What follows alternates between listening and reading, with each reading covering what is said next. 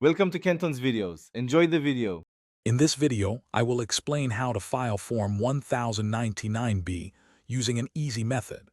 This form is crucial for reporting capital gains and losses from the sale of stocks, bonds, and other investments.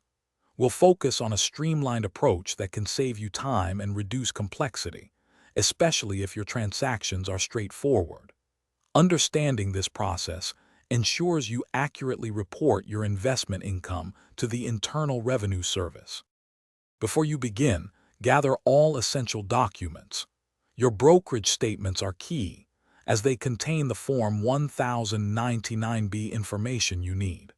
Look for details like the date of sale, gross proceeds, and the cost basis for each investment.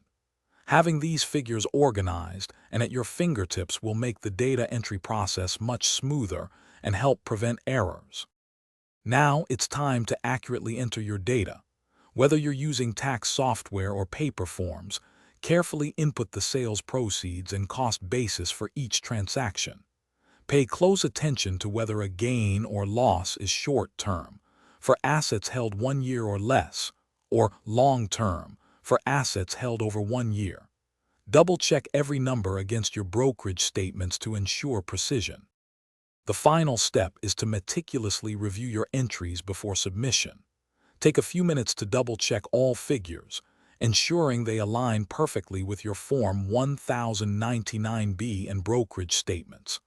Confirm that your capital gains and losses are accurately calculated and categorized.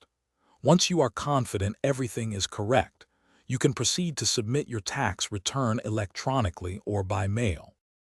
Thanks for watching. Consider subscribing if we helped you.